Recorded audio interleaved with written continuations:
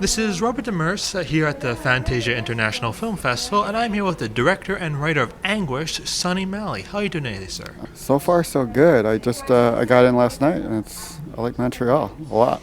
Tonight's your film's world premiere. How excited are you? I'm pretty excited. I'm more nervous than anything else. I have a hard time watching my movies, so I'm pretty squeamish about it. But hopefully, it'll be good. Can you please tell our audience a little bit of what Anguish is about? Anguish is this true story that I found that it's about a mother whose daughter has just been diagnosed with illness after illness. Finally she seems to be better. The latest medication she's on, and they move her to a new town just to give her a fresh start. And the girl, something happens again to the girl, and she tries to keep it from her mom this time. She's sick of doctors, she's sick of everything. And as it turns out, her illness is, she perhaps is this ability she has, this gift she has of maybe being possessed. And so she is potentially possessed by a girl who recently died in this town. And it's about these two mothers coming together, the mother of the dead girl and this mother trying to treat her daughter and seeing if this is actually real. And then how do they get both of their daughters to sort of move on, and get better. What was the inspiration to make this film? I found this really interesting story, and then on a couple of levels, on sort of the dramatic level, I was interested in,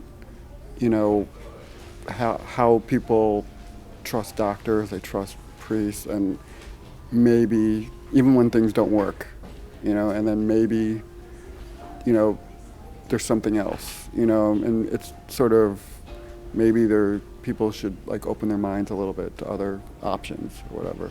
On the sort of horror movie level, there's just so many exorcism movies, and I just thought, you know what, this is sort of a unique version of it. It's almost like a spiritual version of an exorcism movie. So that it had a unique quality to it, and it had a dramatic appeal of mothers and daughters, which I thought was interesting. This is your first film in the director's chair, even though you had a long career as a film producer. How has it been to take on this new role? It was a lot more work, and it was a lot more stress, and I'd worked with first-time directors, and I thought as a producer, I'd seen it, and I was like, okay, you know what? I've seen everything you can do, and I still wasn't prepared.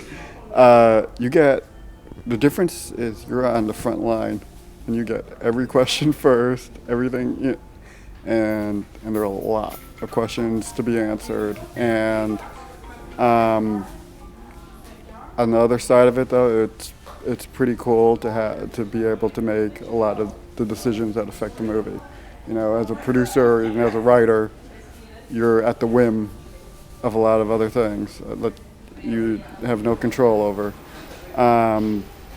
And that was the cool part, is getting to choose elements that can have it to be a little bit more in control. But it was pretty daunting. I was surprised how tough it was.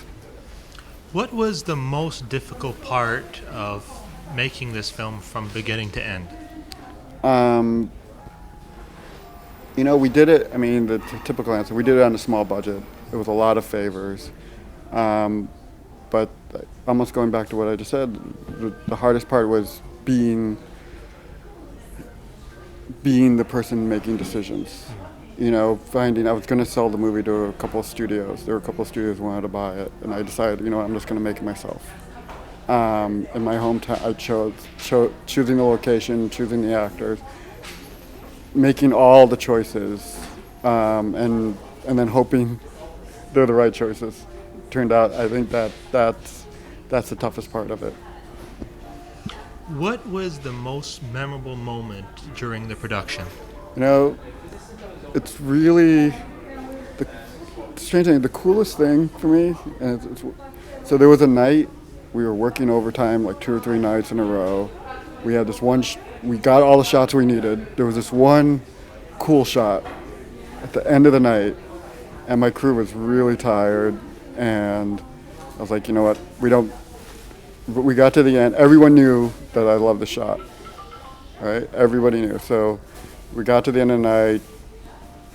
We're almost done. I was like, you know what, we don't need the shot. We don't need it to finish the scene. And everyone just had this look of like, oh, okay. And you know, like, you know, we're gonna finish. We're fine tonight. You know, we'll just go on. Everyone can go. You know, get some sleep. And there was just like this sort of little sense of disappointment. We went off, walked off. A couple of the crew members like came to me and was like, you know what, we want to get the shot.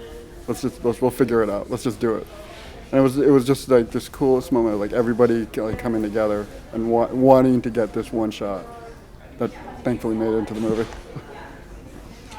After the premiere here at the festival, what kind of release will we be looking at for a wider audience? Let's hope. Well, we'll find part of it's the festival, part of it is agency representing it. It's going to, screening it for buyers. So it's, part of a festival like this is to find out what is that appeal. I've made bigger commercial movies, and part of it you find out how the movie is sort of designed. It's a small movie, but I think it's a big idea. And so tonight is part of us finding out how an audience sort of reacts, and for buyers, like how the audience reacts. So that tonight will determine a lot of it. Hopefully that'll be good. Well, I wish you all the success tonight here at the premiere, and thank you so very much for talking with us. Cool. Thanks so much, man.